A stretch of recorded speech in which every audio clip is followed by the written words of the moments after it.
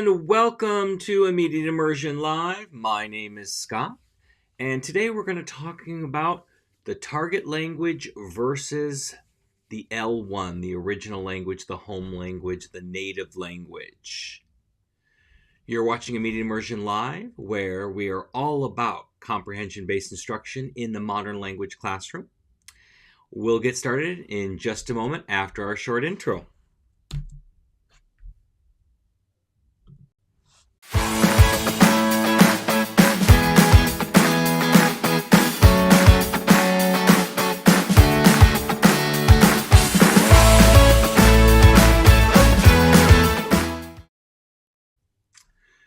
And welcome back. As I said, today we're going to be talking about L1, which is the native language, versus L2, the target language. And how do we get our kids to be more proficient in the language? We need to be using more of the target language in class. So, ACTFL suggests that we do at least 90% in the target language.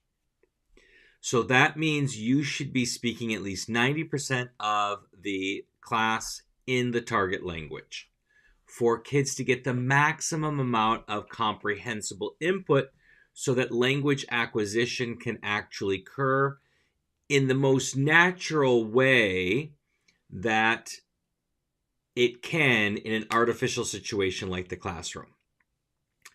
Now, that is the goal. Does that mean you hit that goal every time? It does not. That is a goal that you're going to try to strive for. I know I've spoken with a lot of teachers who have a little bit less fluency than they would like. Spanish may not have been their main credential. It was a secondary, and they just have enough units to teach Spanish or French or whatever the language might be. Or they might be a French teacher who also have to teach Spanish, or vice versa. And so they don't have the fluency skills, or they believe they don't have the fluency skills to hit that 90%. So all I can suggest is two things. In class, try to use as much language as possible. Your struggle with trying to stay in the target language is not only real, but you now are feeling what it's like as one of your students. It will also help you and your students out because you're going to have to work extra hard to be comprehensible because you don't have a wide variety of vocabulary to work with. So you're going to be comprehensible a little bit more easily. You're not going to go into that speaking really high-level language where kids start losing and not being able to understand what you're talking about. So it's going to be hard, but each day strive as much as possible to speak as much language as possible and try to increase that each and every day. When I started, my major was in German, not in Spanish. When I started over 20 years ago, my fluency in Spanish was a lot less than it is now. I have not lived in a foreign country like a lot of teachers have to be able to really get that native-like experience in a shorter period of time. I learned my language through use and through school mostly. So when I started teaching, it was really difficult for me to stay in the target language for any length of period of time. But as I started using my language more and more in Spanish, I was able to do it more and more. Now, I find it easier to stick with the target language in level 1 than I do in my level 3 class. I don't know exactly why that is. I think maybe because I don't have to communicate anything really complex, that it's easier for me to stay in the target language with level 1. I'm afraid in my level 3, I can communicate the complex stuff, but I'm going to lose my students. I Still haven't found a great way to simplify it enough to where they're still getting the input +1 just above their level and still being comprehensible. So I struggle with that. That's my personal struggle. But as I said, it is a goal, 90% plus. That's what you want to strive for as much as you possibly can.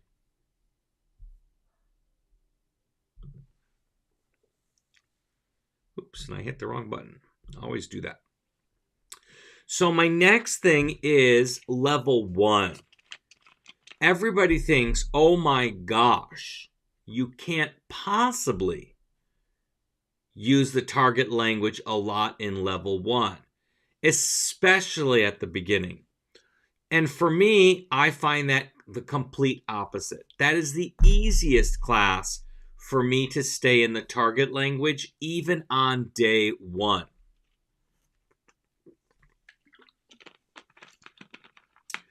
I do not, in my level 1 class, spend a lot of time. In fact, I don't spend any time on classroom rules, procedures, or anything for the first couple of days. All the other classes are doing that, so I don't need to spend that time doing that with my students. So I do that later on. I want to really establish that this is a language class and we are going to use the language in this class. So on that first day, on that second day, on that third day, I do not speak any English whatsoever. Not a single word. Everything is in the target language. Now, what do I have my kids do on that first day? I do not start off with days of the week, months of the year, what's your name, your age, any of that stuff, any of that traditional stuff. I want to get them into the language as quickly as possible, and I want to get them in the language talking about themselves as quickly as possible. And the only way that I can get that done is using conversations as my basis for the first few weeks. That gets us talking about them as people, and they kind of start to forget that we're speaking in a second language. Now, when I'm standing at the door greeting all my students on that first day, I will use English outside that classroom to give them a brief instruction. I tell them to go into the classroom, grab a piece of paper, grab a marker, and follow the directions on the board. The directions on the board are in English. So I just say, Buenos días, bienvenidos a mi clase.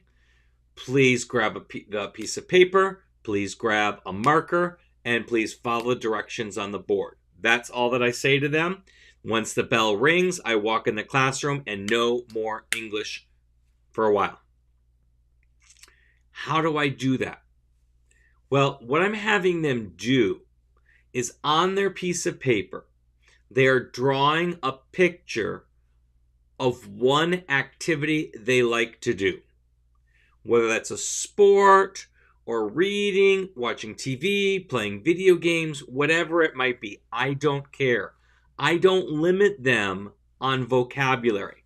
I mean, one year I had a student who liked to cut hair, so that's what they put down there.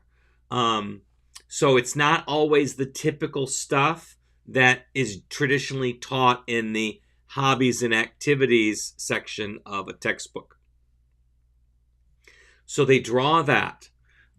Also, at the bottom of that picture, they're going to write their name, their first name, big, so I can read it, how they want to be called. So if their name is Michael and they want to be called Mike, then they're going to write Mike there. If their name is Jonathan, but they like to be called John, they're going to write that there. So they're going to write the name they want me to call them. I tell them it's important. This is the name I'm going to be calling them all year long. So they better get it right. On the back is their last name. So I tell the kids, this is the name I'm going to call them the whole year long, and then we use these pictures. So I'm going to pull the pictures, gather them all up after the kids had about 7 to 10 minutes to draw them out. I'm going to gather them all. I'm going to sort them by type. So all my sports are going to be put together. All my gamers are going to be put together. All my book readers are going to be put together, etc., etc., etc. Then any oddball ones that don't follow the pattern, those are also going to be put together. This way, I know exactly what I'm going to be talking about. Now, I do not talk about all my sports people, then all my readers, and then all my gamers, because I'm going to lose the kids who aren't part of that world. So I'm going to talk to a sports person, and then I'm going to talk to a reading person, then I'm going to talk to a skater, and then maybe a gamer, and then maybe a TV watcher, or whatever it might be. I'm going to sprinkle it. But I have them grouped so I know where to pull from the group. Oh, we just did a sports one. I got to do a non-sports one. And then I start with, what's your name? And we're going to talk about how they understand what I'm saying in just a moment. I just want to tell you the things I'm talking about in my level 1. I ask them, what's their name? I ask them, how old are they? And then I ask them, what do you do? In Spanish and German, you can get away with it in German, but in Spanish, there's not a way to get away with it. To say, I like to do something, uses a backwards verb construction. So in Spanish, it's gustar. In German, it's gefallen. French doesn't they have it, they can use plaisir, but they just use aimer. I don't know the other languages to know what they would use, but I want to avoid non-standard verb structure on the first day. So I want to avoid saying, I like to play football. I like to read, because it gives a non-standard verb structure that the majority of verbs don't follow that. I don't want that to be the first thing my kids learn. German, we can get away with it. We can say, I do something, and then add gern at the end, which means gladly, so I can avoid it. So I'm trying to think now. Ich spiele Fußball gern. You can do things like that and get away with not using gefallen. But Spanish, there's no other way. So I stick with asking them, what do you do? I play basketball. I read. I watch TV. I play video games. So I ask them the question. I show them how to answer the question. And I keep asking more questions. So I'm thinking of it like a conversation, a small talk about the topic. And I'm using as much of the language as I can while still keeping it simple. My expectation is not that these students can answer anything in detail in the target language. Heck, it's the first day, the first week, even the first month of level 1. One-word answers are okay. But I do show them how to answer. And that's where we're going to get to our next part, which is the translation piece. So this is how I make sure my students understand what I'm saying. I translate everything that I say. And as the year goes on, I will have to translate less and less and less. But on that first day in level 1, I have to translate every form of the verb, every form of the, every form of every word that I use. Now, unless it's a specific phrase, I do not translate it at the sentence level. I translate it at the word level. I will put in there, ¿Cómo te llamas? What's your name? And I'll write it as a phrase.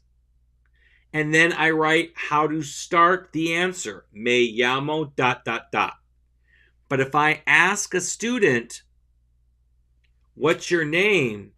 I don't care if they say, Me llamo Scott. If they just say Scott, I'm good with that. They understood and they gave me an answer.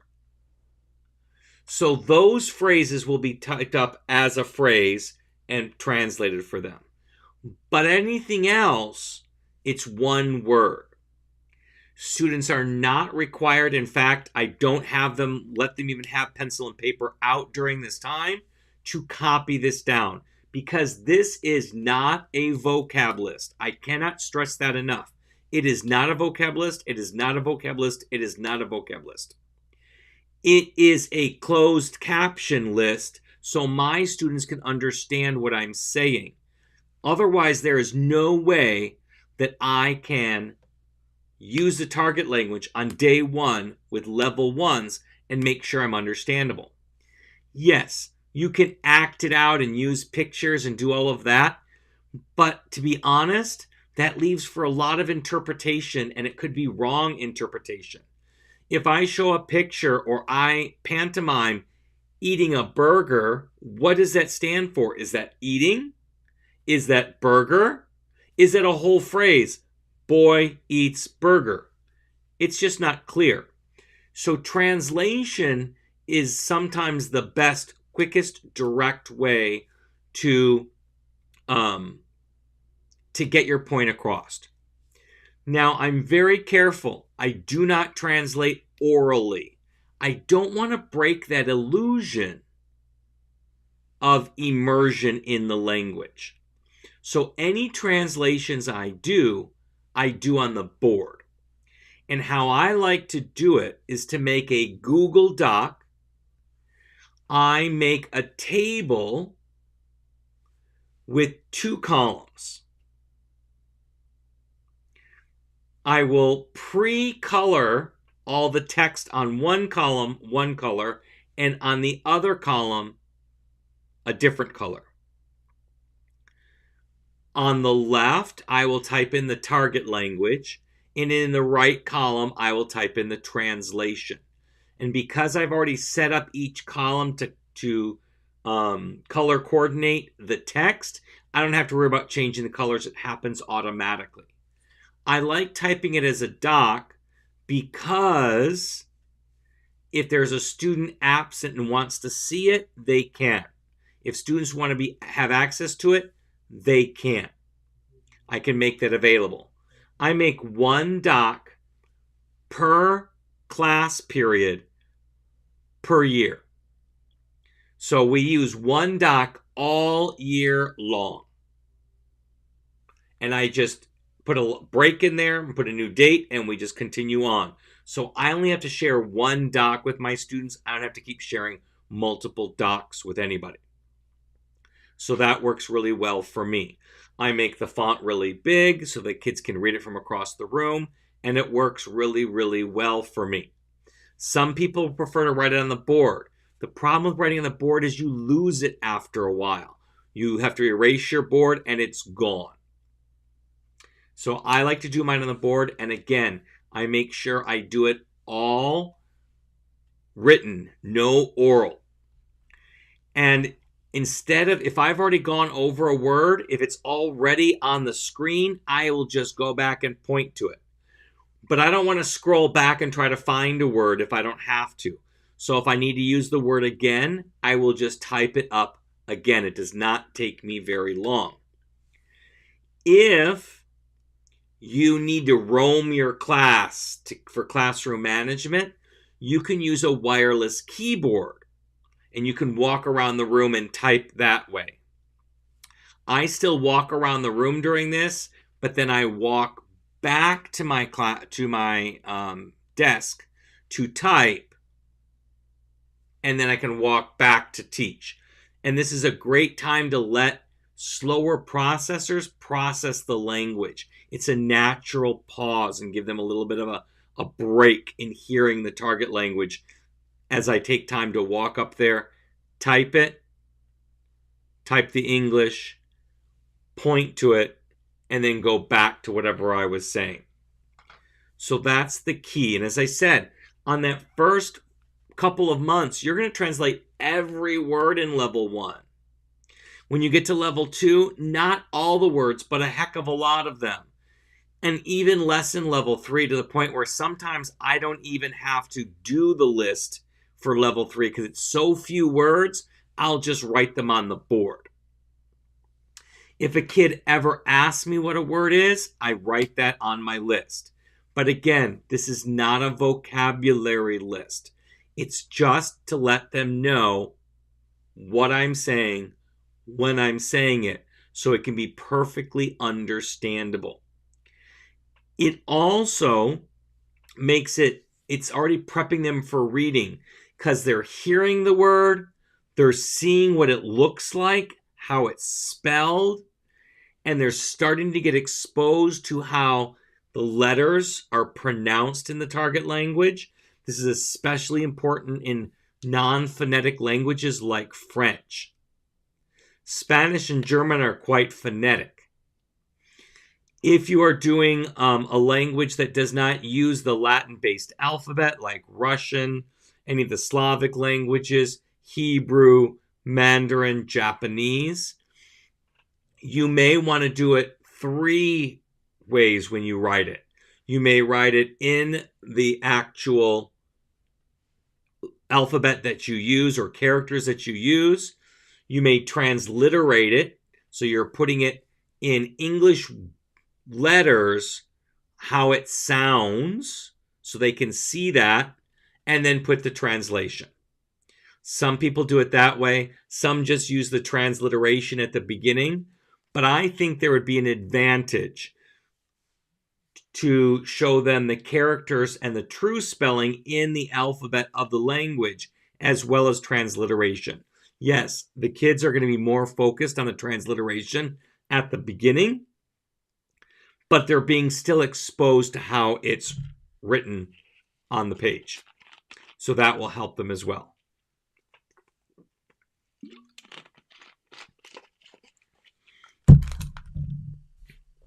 Now, let's talk about students. My first rule is I can't control the language my students use. I can only control mine. So when I say 90% or more in the target language, I'm talking about me as the teacher. I highly encourage my students to use the target language. And there's a variety of ways that I do that. But I don't ever require it. It is an assessment tool when you expect kids to try to use the target language, and then whatever they give you back gives you a lot of information on where they are in the language proficiency. If they constantly answer you back in English, but they fully understand the Spanish, that could be one of 2 things. They could lack the vocabulary to be able to express their ideas, or 2, they lack the confidence. And confidence usually is the biggest thing, because we're constantly working to give them words that they actually can use in the target language. And so usually, once you get past that first 3 months of level 1, they usually have enough vocabulary to be able to answer the types of questions that you're answering. But again, I can't control the language my students use. I ask them to speak in the target language as much as possible, but whether they do or they don't is completely up to them. But as I said, if they're speaking to me in English, my job is to figure out, is this a confidence issue or is this a lack of vocabulary issue? Lots of times students also try to speak at the same level they can in their native language, but they can't do that. They're multiple years behind. They have to learn to circumlocute and to simplify their language so that they can actually make themselves understood. And that's really important. Now, there are a couple of things that you can do to encourage kids to use the language, especially when it comes to confidence. So one of the things I like to do is if a student tries to use the target language, and no matter how badly they butcher it, I am going to celebrate that as a win. It is going to be really obvious that I'm going to celebrate that as a win. I might go up and give them a high five, tell them magnifico or fantastico or something that like. I'm going to really give them, it's what Susie Gross would call a like a 1 minute little party celebrating all that they did. Now, if they are struggling with the vocabulary, then I will give them the words that I think that they're missing. I will type them up on the board. If they give me English back, I will then put the words they need to say that sentence on the board and then ask them to say it again. But by going through and encouraging them, celebrating them, giving them the high fives, giving them extra participation points when they use the language, no matter how bad it was, helps build that confidence so that they'll want to try to speak. Babies do not speak correctly in the early years. They don't. Me want cookie. But parents still celebrate that because communication occurred, and we want to do the same thing. What we never want to do is to shut them down by correcting their language. We correct their language using what's called mama talk. So if a kid says something like, me want cookie, you correct gently this way. Oh, you want a cookie? I want a cookie too. So I acknowledged that I understood them by saying, oh, you want a cookie. And then I corrected them gently by restating what they said correctly, applying it to myself. That's not going to happen, and they're not going to learn it like this. That's something you're going to have to do over and over and over again.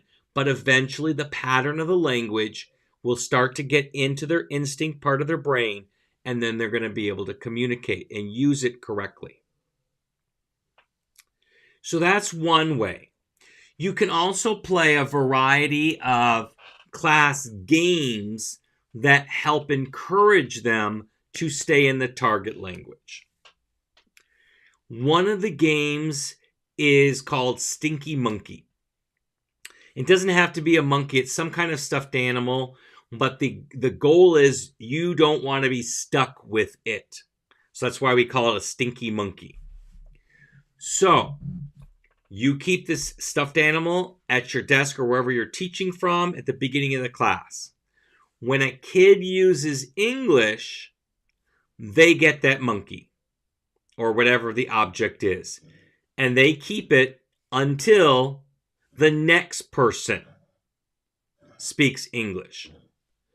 And the goal is, even if you got it in class sometime, you don't want to be the last kid who gets stuck with it at the end of class when the bell rings. Then you can give them some kind of penalty for being stuck with it. Like they may have to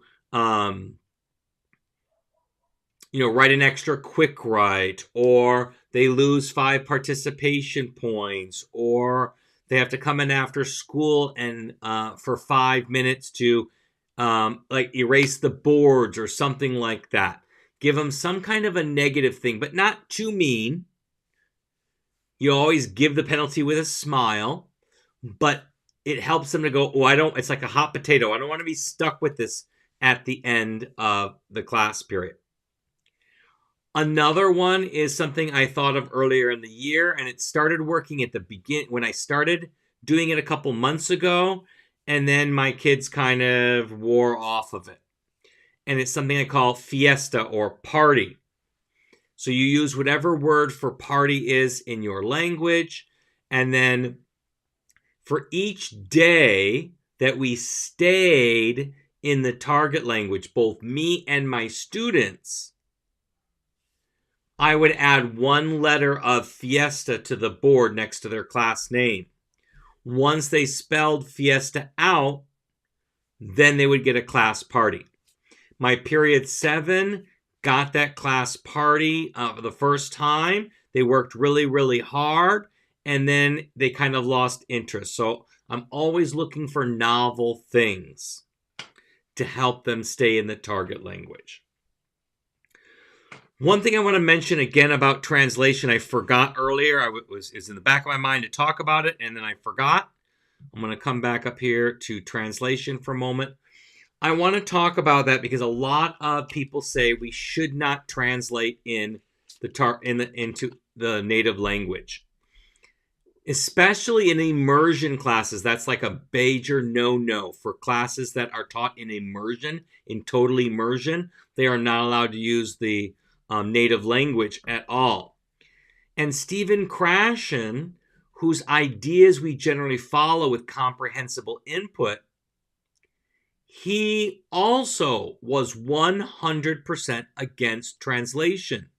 You know, he was the co-founder of the natural method, where you're using the target language, but you're using gestures and pictures to communicate what that meaning was. Well, here's the problem with that.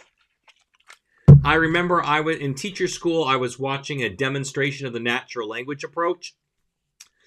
And this lady kept going with her long hair, stroking it, trying to get the idea across. Now, I didn't know, was she talking about the word for hair? Was she talking about the word for long? Was she talking about the hair color? It wasn't obvious. There's too many interpretations there. So that was problematic. But Stephen Krashen, Dr. Stephen Krashen, and Blaine Ray were at they used to argue back and forth. I apologize. First, let me get the story. Argue back and forth where Blaine said, well, sometimes translation is just the quickest, easiest way to get our meaning across. And Stephen Krashen said, nope, there should be no English in the classroom whatsoever.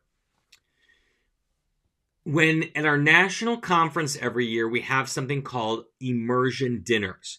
The expectation is that you go to an immersion dinner of a language you are either learning or one that you speak, so that you can get more practice.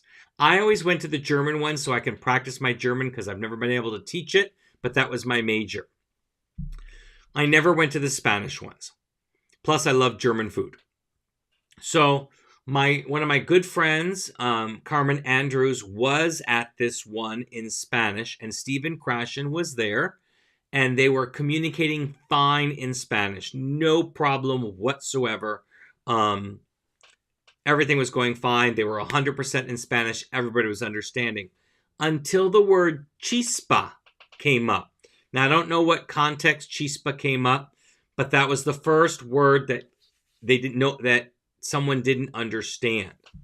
So they had to stay in the target language, so they're doing all that they could do. They're doing gestures. They're drawing pictures.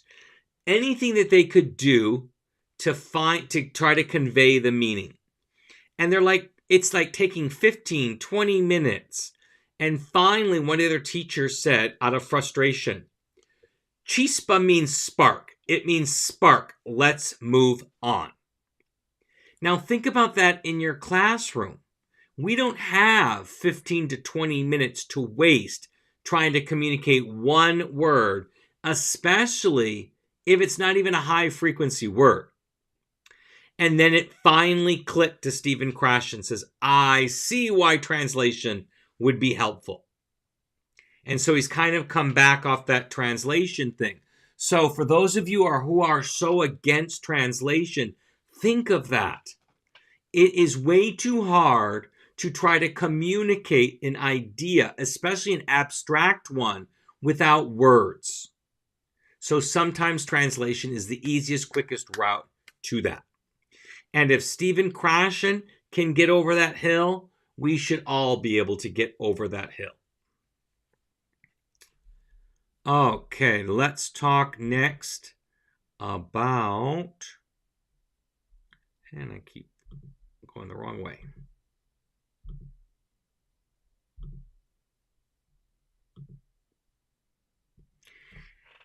Out of bounds. Out of bounds is when you use a lot of vocabulary that is beyond comprehension of your students. I've always struggled with this because on level 1, on day 1, everything is out of bounds. They know no language. And you're supposed to stay in bounds, stick with language they know. But they don't know anything. So it's not easy to do. So I was always conflicted. And so I never followed this rule of staying in bounds. I was always out of bounds.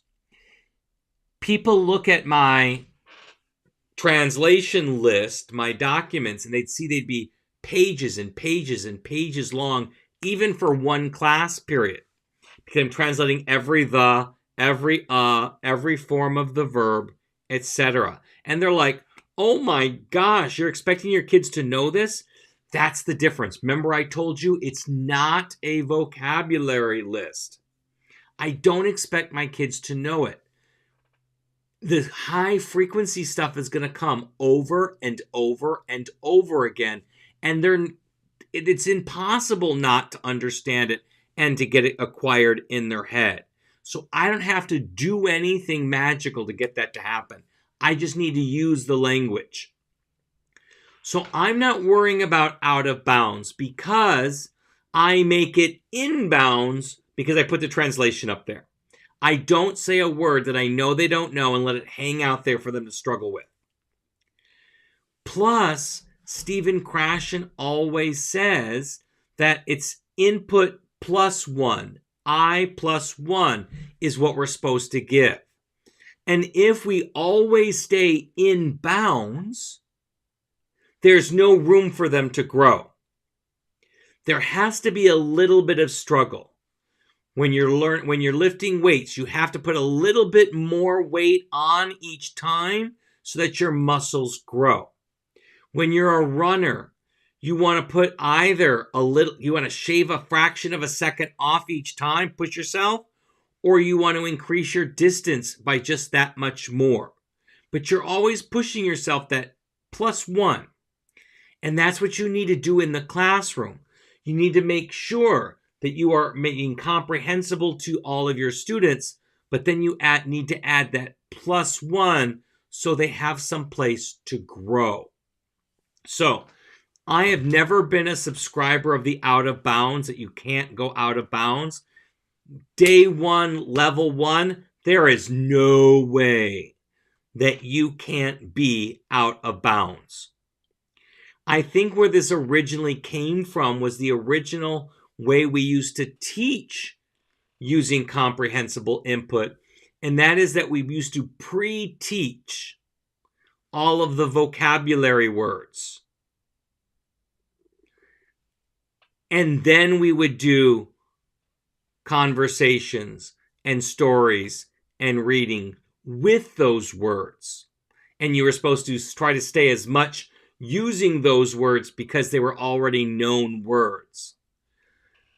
But we don't teach that way anymore. We don't really work on pre-teaching a lot of the vocabulary. And for Krashen's net hypothesis to work, we need to use all sorts of language that is not sheltered in any way. And what the kids are ready to learn, their brain will grab onto, and what they aren't ready to learn, they're just going to let it go by as noise. but they need to be able to hear it all for the net hypothesis to really take hold. So I don't worry about the out of bounds. I worry about making sure I'm comprehended. And how I do that is by writing the translations of the words that I know my kids don't know or that they ask me about on the board when they ask. Now, anybody have any questions about the use of L1 versus L2 in the classroom?